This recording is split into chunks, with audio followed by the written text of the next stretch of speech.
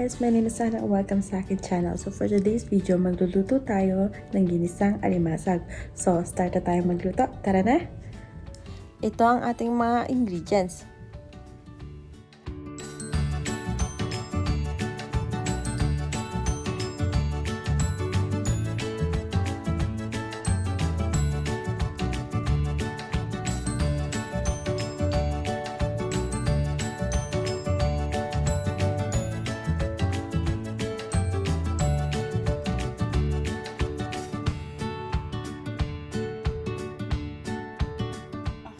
So ngayon, gagamit muna tayo ng oil para iluto yung ating garlic.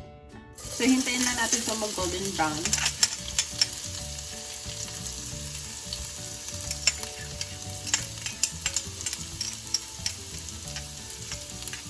Pag nag-golden brown na ito, isusunod natin yung lalagyan natin yung ating butter. Diba? Kasi pag nilagay natin yung butter, mabilis kasi masunog yung butter. Baka hindi maluto yung ating garlic.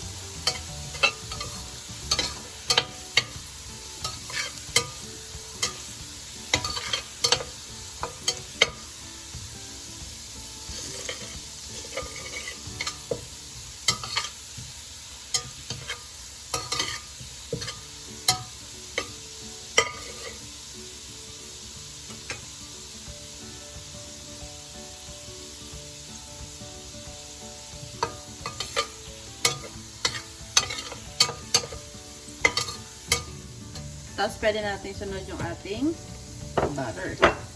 Tutunawin lang natin to. Pagkatapos na matunaw to, isusunod natin yung ating crab.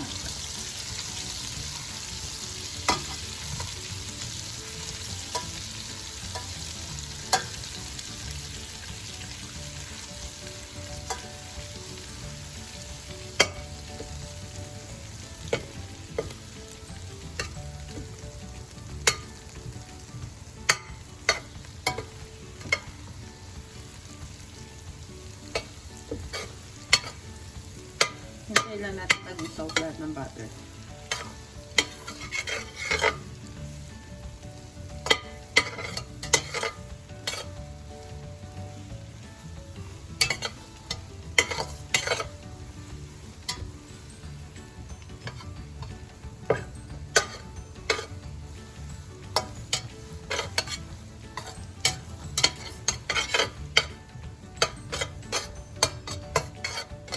Buso na lang. Tapos, pwede natin sunod yung ating crab.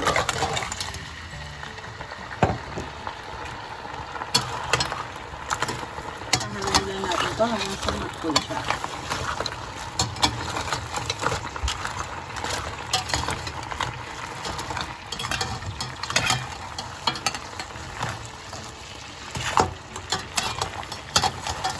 Tapos, maglalagay lang din tayo ng konting salt kasi medyo maalat na yung ating crab. So, konti na ilalagay natin. Pero depende sa inyo kung gaano karaming salt ang ilalagay nyo. Ganyan na yan. Tapos maglalagay na rin tayo ng ground black pepper.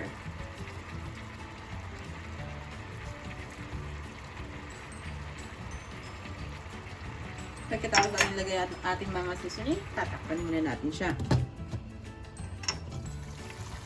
Ayan, medyo luto na siya. Pero dahil marami pa siyang tubig,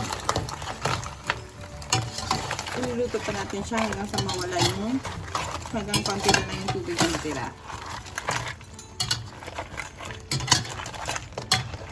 Ayan, ang bango niya.